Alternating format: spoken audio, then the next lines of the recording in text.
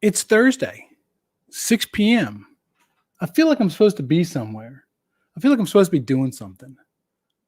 What am I supposed to be doing Thursday at 6? Oh, yeah. After Hours Live. Ask Chuck Bowser, RCDD, your favorite RCDD. Yeah. You didn't see me like 30 seconds ago. I was panicking. I was trying to log in. And for some reason, it came up and said that the event was deleted off of LinkedIn. And I'm like, what? So literally last 30, I'm trying to fix it. My wife's like, what's the matter? I'm like, please don't talk to me right now. I got to fix this. But evidently I got to fix because it's showing that it's connected. Hey, everybody. Hey, George, how you doing? I got a text message from George. Chuck, I'm on YouTube. Where are you? Yep. So you know how we always start this off. Let's just get the ball right out of the thing. What are you drinking tonight? Well, Chuck, that looks like an empty glass. It is an empty glass. But I've got some, I almost said strawberry flavored, root beer flavored Zevia. Watch this. Watch. It is clear. Yeah, 0 calories, 0 caffeine, right? Yeah, there we go. So there you go. Shotzi's in the house. Gee, what could Shotzi be drinking? My money's on Diet Dr. Pepper, 2-liter bottle. Oh, I love that stuff. So, what did you said something else there too? What else did you say there, Shotzi? From a 2-liter, of course. Absolutely. How's everybody's day? Remember that if you have a question, to go ahead and put it in the chat box. That's what we're here for. Let me put on that. Ooh, got something caught in my throat there. There we go. Put your questions in the chat box. Yes. I got lots of questions tonight. Lots of great questions tonight. But Fernando, were you the one asking me about a mentor last week or the week before? You said, unfortunately, you don't have anybody to mentor you. Was that you, Fernando? Hey, Mark, how you doing? Let me know, Fernando, because if it is, I found one for you and a really good guy. His name is John. He's in our TDMM study group. So let me know if that's you, Fernando, okay? Because I'm pretty sure it was you that asked me about or said that you didn't have a mentor, and I've got one lined up for you. So again, remember, put your questions in the chat box, and so shoot me a message on LinkedIn or shoot me an email, chuck@letstalkcabling.com. I'm going to hook you up with my buddy. I think he'll do you really, really good. So, Mark, what are you drinking tonight, buddy? Fernando, what are you drinking? You didn't answer. I know what George and I know what Shotzi's drinking, but what are you guys drinking? In case you missed it, root beer Zevia. 0 calories, 0 sugar on the keto thing. Last week, I lost 6 pounds on keto. 6 pounds.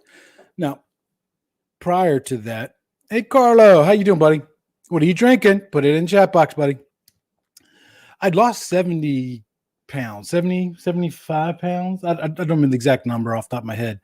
But from about July or August, I kind of didn't do the keto and I gained like 25 pounds back. So I'm back to full keto and trying to lose everything. So Mark is drinking water. That's probably good. Mark. And we got to put up Shotzi's. Shotzi's drinking Diet Dr. Pepper in the 2-liter, right? And so Kaylin was asking, does it taste like root beer? It does, actually. It does. Root beer is a funny kind of thing, right? There's a IBC root beer that's kind of like a niche kind of root beer. It doesn't taste quite like that. But hey, Raul, how you doing, buddy? Put your questions in the chat box. But it tastes very close to it. So it's good enough that it fools me for keto. So we got a full house tonight, everybody. Raul, quickly, what is your question, buddy? Let's go ahead and type it in. While you're typing that in, I do have one question on that I want to get to. So, matter of fact, this question comes from Fernando. This comes from the guy who wants to mentor you. He runs a training program out in California. And this question is actually from his students. His students send me questions through him, and he's the one who wants to mentor you.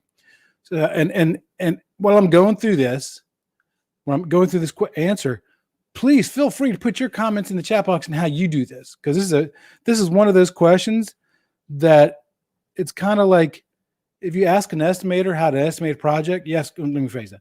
If you ask 5 estimators how to estimate a project, you're going to get 7 different answers. That's kind of how the answer is going to go with this one. So his students shot me a question. Who wrote the standard for grounding? Who wrote the standard for grounding? There's 2 standards that I'm aware of. There might be more, but there's 2 that I'm aware of. There's the ANSI standard, which is written by a committee, which is a cross-representation of people in the industry, people from the bonding and grounding, component manufacturing and stuff like that. And then there's the Big C bonding and grounding standard. So Big C writes one of them, and the ANSI standard is written by a committee. That's who wrote these standards. A lot of people don't realize about ANSI. ANSI doesn't write standards. What they do is they tell industries who want to write standards the process they got to go through to write and certify those standards. They are facilitators of standards. So ANSI doesn't actually write them. Great question, Raul. Great question. So this question comes from California, comes from my buddy John and his students.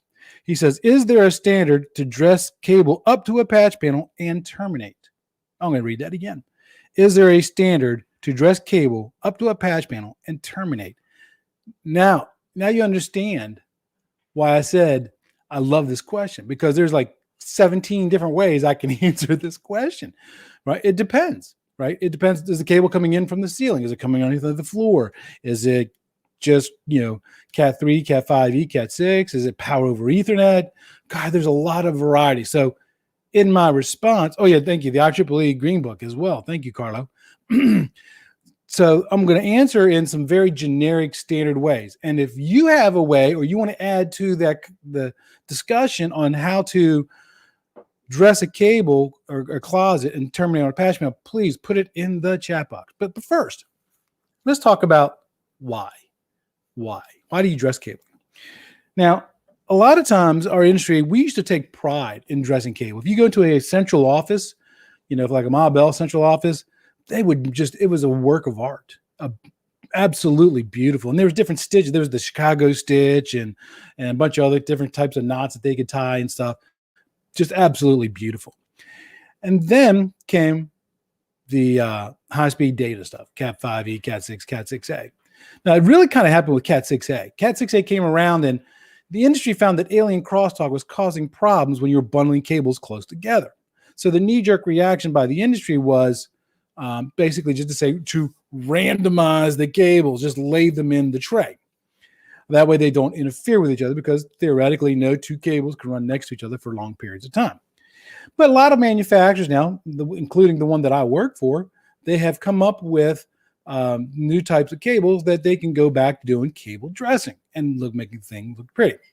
So going back to what are the advantages? What are the advantages of dressing a cable? One of the advantages is it's going to be better performing, right? Also, the customer equates quality typically visually. So if they walk in the telecom room and they see that nice, beautiful bundle of cables and form down to the racks and stuff, they're probably not going to give you as hard a time on the other stuff, right? Because they think, wow, man, if they put in the effort to dress the cable in here, then I know they did the stuff right behind the patch panels, and I know they did their stuff right behind the faceplates. So it inspires customer confidence with your work. Plus, it gives you a sense of pride. When I was a young technician, I was dressing closets. I used to take pictures of all my closets, and I used to print out those pictures, because this was before digital cameras. And I had a spiral notebook, and I had pictures of every frame that I did. It was, I took that much pride in my work. Unfortunately, that book got lost after my first divorce. I have no idea what happened to it. I don't want to blame anybody for it, because it was probably Chuck's fault misplacing it, because Chuck misplaces lots of stuff. Ask me about my tractor key.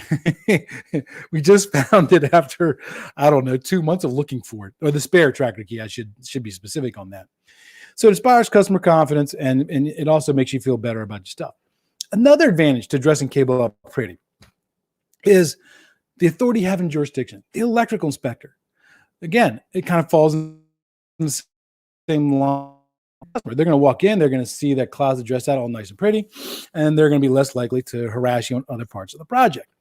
But that does cause a problem for us too, because when people send me pictures, oh, by the way, if you got a picture of a closet, send it to me or go to my webpage, letstalkcabling.com. There's a spot on the side that says submit your pictures. And if you submit it and I look at it and I think it looks good, it goes on my webpage and you get credit, right? So make sure that you put that on there. Hey, Eric, how you doing, buddy? Long time no see. So make sure you send me that picture and we'll post that for you. So the authority having jurisdiction, right? There's this clause in the code book, and it says the work's got to be done in a neat and workmanlike manner. Now, for years, they were used to seeing us dress cables. It's called cable combing, and they're used to seeing us do it that way. Then when you came to that whole randomization, it was causing problems because electricians, oh, good point, Mark. I'm going to talk about that in just a second. They're used to seeing it dressed beautifully, and now all of a sudden they see them in randomized. That's not done in a neat and workmanlike manner. So you want to do that. Mark points out, and this is a very great point. I didn't even think of this. Serviceability.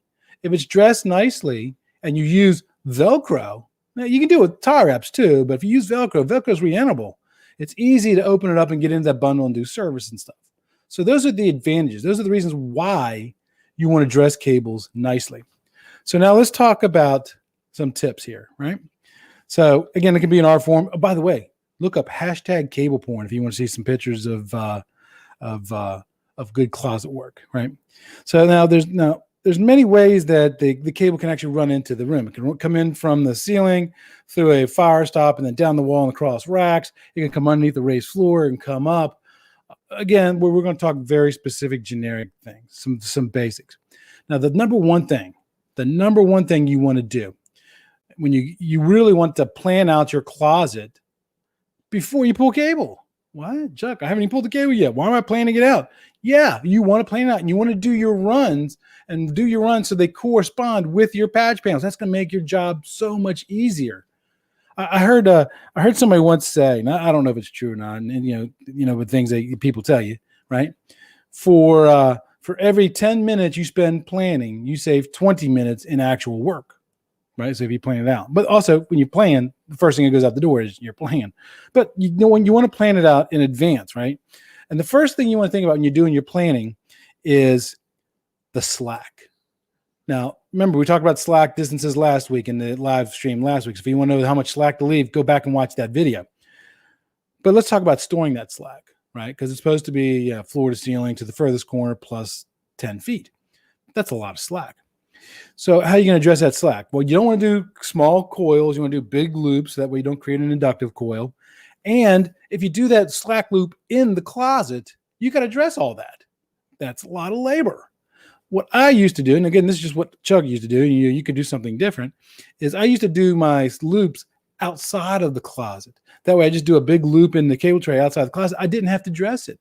That way when the cable came in, it just went straight over to the racks. So you want to think about how you're going to handle that slack. Because when you're talking about 10 cables, 15 cables, it's not that big of a deal. But when you're talking about a closet that services 200 cables, that's a ton of weight, especially if it's Cat 6A. Here's a trivia fact. And if you know the answer, put it in the chat box. How much does Cat 6A weigh per 1,000 feet? If you think you know the answer, put it in the chat box, and I'll give you a shout out if you get it right. How much does Cat 6A weigh per 1,000 feet? So you want to plan it out. And one of the things you want to plan is the bundle size. The bundle size. Now, there's some different trains of thoughts here, right? Let's not talk about PoE at just this moment. Let's just say it's just regular voice and data cabling. The best bundle, it's better to do a bunch of smaller bundles than one huge or two huge bundles, right? Because with two huge bundles, we'll talk about the issues with that. The smaller bundles, they're going to be easier to turn and go around corners, bend and come out of the racks, go behind the patch panels. How small should they be? Okay, it kind of depends. A good rule of thumb, if you got a patch panel, let's say you've got a 24-port patch panel. When you're looking at the backside of that patch panel, you want to imagine a center line. And anything that's going to terminate on the left side of that rack should come down the left side of the relay rack. Anything that's going to terminate on the right side of that patch panel. Did I say terminate on the right side of that rack? Terminate on the left side of that patch panel. It comes down the left side of the rack. If it's going to terminate on the right side of that imaginary line that you're thinking of, those cables should come down the right side of the rack because that helps dress the cables in to make sure you don't exceed bend radiuses. An alternate method is some people will actually take So you got a 24-port panel, you got two distinct rows. So they'll come down the left side to do the top row, and then the right side to do the second row, and then the third, and then just go back and forth. That's okay. You're still breaking those bundles up, so that way they're not all on one side. That's better than having one big bundle coming down the side of the rack. Because if it does that, then what happens is when you terminate those cables, the first port that always goes bad, the first one, is the one on the very end. And then to get to that port, you got to kind of take that bundle and you got to kind of peel it back to get to the service that port. Well, you just pulled off another one, maybe two other ones, right? So smaller bundles are better. Generally, if you want to cut the patch panel in half. So if it's a 24 port, you want to do bundles of 12. So the 112 will come on the left side, the next one will come on the right side. The next 12 will go to the lower one, the next 12 will go to the right side of the lower one. So half of the patch panel, lower bundles, will be work. Now let's talk about power over Ethernet. What if you have power over Ethernet in these same cables? Well, the maximum limit that you can have bundle size for power over Ethernet is 24 cables in a bundle. 24 cables in a bundle. Now, there is a workaround. There's a workaround for that. If you use -LP cabling, like CMP-LP, CMR-LP, holy cow, I'm 20 minutes in. I'm still on the first page. This might go past 30 minutes today, guys. I'm just going to give you a heads up right now. The -LP eliminates that bundling size. The codebook has a chart. It's 725.144 if you want to look it up. I'm making a video on how you can get free access to the codebooks and the standards. I mean, not standards, but the codes. I'm putting that out probably later this week or next week. So if that PoE has more than 30 watts of power going down it, what you want to do is you want to stay at least 1.5 inches away from other bundles and also the edge of the cable tray. And that's per Bixie's pocket field guide for the installation manual. But get these if you don't have them. I was talking to Chris Hobbs about them in the last interview that I did with him, right? Give it more space. So now when you start to actually do the installation, you got these cables already. So a lot of times we would, like I said, when we were pulling the cables, we'd stage them outside of the room as we were pulling them. And then we would pull the bundles in and then dress that one bundle, pull the next bundle in, and then dress that bundle. So that way they were already done. When you do that, especially if you're going through like a fire stop, it's going to give you room in that fire stop to put the material around it so that it activates and works correctly. So when you're dressing that cable, old school method, you do it by hand. What you would do is you would kind of sit there and you would play with it. Cable dressing, if you do it correctly, you should be able to put your finger on one cable where it comes through the fire stop and keep your finger on that cable all the way down, all the way across the rack, all the way down and into the patch panel. That's how perfect it's supposed to be. So you're sitting and you're spending a lot of time manipulating the bundles, putting your tie wraps on, sliding the tie wraps. Old school, right? Nowadays, it's better to use Velcro because you can open them and close them, right? But there's a thing called cable organizing kit. Cable organizing kit. One of them is made by a competitor of a company I work for, so I won't say their name, but it's pretty cool. So you literally, it's set up for 24 cables. That sounds like an important number, doesn't it? And then it's just like a piece of plastic, and you put those in there, and there's got a strap that you put around it. You can use that to comb your bundles. It's supposed to make your job go a lot easier. So as you're dressing out those cable bundles, again, the best thing to use is Velcro, right? Because it's reanimal and you can cut it to the size. You can use tie wraps for if you got an old retrofitted job for Cat 3 or Cat 5e or Cat 6, although I still recommend Velcro over tie wraps. But for Cat 6a, Velcro only. That's a good best practice. But when you're putting in Velcro, pro tip number 1 for tonight's conversation, if you're using them, make sure when you put those tie wraps on that you don't have them so tight that they choke the bundle. What do I mean by choke? It means it's squeezing the bundle and you can literally see a dimple in the cable jacket. You don't want to deform that jacket. Okay, that's pro tip number 1. Pro tip number 2, if you're using tie wraps, right? When you cut the ends off them, cut them flush. Don't cut at an angle and have the little triangle thing hanging out, right? Because what's going to happen is the next technician is going to come in, they're going to get cut up and they're going to have scars, right? So, cut them flush. Pro tip number 3 for the day. When you're doing that, tie wraps. After you cut them flush, take that tie wrap and spin it so the button ends up behind it so you can't see it from the floor. Now, there's no advantage there performance-wise, but it's all aesthetics. And remember, what did I tell you? How do customers equate quality? Typically with their eyes, right? So make sure that you do that. When you're running out those bundles down that cable tray, don't try not to stack them in so they're more than 6 inches on that ladder rack or that cable tray, right? If you do have to go big up to 6 inches, then you might want to use retaining posts on that ladder rack system to help keep everything in all nice and pretty. So another thing you got to watch out for. You got to watch out for your dropouts. What do I mean by that? I'm talking about when the cable drops out of the fire stop, right? If you got bigger bundles, especially when the bundle's sitting on the bottom, what happens to them cables on the bottom of that bundle? They get crushed. They make these devices, they're called spillways. You can put them on a conduit and it's made out of plastic. It's got a nice sweeping bend to it.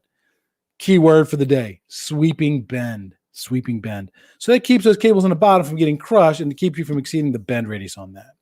They also, the ladder rack and the cable tray manufacturers also make accessories to put on the ladder rack and the cable tray. So when you drop out to go into the relay rack, that those cables don't get crushed. Okay. So remember, your number one duty is to keep that thing from getting crushed or kinked. Right. So now you got them, you got them all routed in to where you want them. Now it's time to terminate them. Right. Now let's talk about terminating the patch panel. Pro tip number 4 for the day. When you're terminating on patch panels, make sure your punch tool is set on low impact. Low impact. There's a printed circuit board inside that patch panel. And if you have it set on high, when you punch it down, you could damage the printed circuit board inside that patch panel. Same thing goes with jacks. The only time that your punch tool should be set on high is when you're terminating a 66 block or a 110 block. So first thing, make sure that punch tool is set on low. Second thing, pro tip number, I lost track, I think 6 now, right? Pro tip number 6, make sure your blade in your punch tool is brand new or sharp. That's going to make your job a lot easier. So now you're going to ready to start terminating. So let's say we got a single 24-port patch panel, okay? When you look at the backside of them patch panels, remember, you got the rows, right? When you bring them in, you want to come down to a nice sweeping bend. Don't exceed the bend radius of the cable. I think in a previous episode, I talked about how to find the minimum bend radius. Nice sweeping bend, and then come into the back of that patch panel. When you go to land that first cable on that patch panel, now you're probably thinking, I'm going to do it on the very top row. No. Start at the bottom, work your way up, right? Well, why? If you start at the top, if you got a rack that's full of patch panels, if you start at the top and you work your way down, any experienced closet dresser will tell you this, you're going to be on your knees, and you're going to be on your back because you're working underneath the cable bundle. Start at the bottom, work your way up. That way you're always looking down at it and it makes it easier. Now, I put my cable away. Darn it. I taught a class today and I already put my cable away. When that cable comes in and routes into the patch panel, so here we got 4 pairs, right? This is my blue, my orange, my green, and my brown. Most people think, well, I'm just going to terminate them in order. No. Land the orange and the green first, right? Because when you land the orange and the green first, that puts the cable right in the center of that spread. Then do the blue and the brown. What you're going to do is once you get laced in, take your thumb and forefinger, grab the conductors, do a half twist backwards. That's going to open up the pairs. Put it over the pair separation towers, punch it down with the cut side facing in the proper direction. If it's on the bottom, you want that facing down. If you're doing the top row, you want the cut side facing upwards, right? And then you're going to do the one on top. And then the next one to the left on the bottom, and then up, and then down, and up, and then down and up. Just makes it a lot easier, just saying. Angled patch panels. These are a little different. So for those who may not know what an angled patch panel is, that's a patch panel that actually has that angle. The best way to terminate an angled patch panel, when you come down the left side with those cables, when you make that turn, by the way, on your patch panels, you should be using the support brackets that come with the patch panels that supports the weight. So that way, all that weight's not pulling on the terminations in the patch panel. So always use those horizontal support bars. Have this come out. When you come out on the left-hand side, then you probably think it will land on the left-hand side. No. When it comes down the left side of that rack, you want to go over the center line and terminate on the right side of that angled patch panel. If you do this correctly, when you get done, the cables will crisscross like that behind the patch panel. Same rule applies here. So you want to start low. And actually, the way you want to do it is you want to do the bottom row and then the one above it. And then the next one to it on the bottom row, and then the next one above it. And just down, up, down, up, down, up. And then do the next 12 down, up, down, up, down, up, down, up. Right? So that's going to help you do all that. Now, when you get done, don't forget to label it. Right? It's got to be labeled within 6 inches of each side for horizontal cable and 12 inches with each side for backbone cable. Make sure you go back through, cut all your tie wraps, spin everything on all nice and neat. Make sure there's no deforming of the cable jacket. So that's a best practice way for dressing cables into a relay rack. Okay? If you have a different system, put it in the chat box. So the next question that I got, and I do have a few minutes. It says, Chuck, what is the requirement for patch cords for F/UTP? F/UTP. So for those who don't know, the F stands for foil. The UTP stands for unshielded twisted pair. So what you got is you got a 4-pair cable that's got an overall full shield. It's a shielded cable. It's a type of shielded cable. Well, that shielded cable has to be bonded to a ground on both sides. On both sides.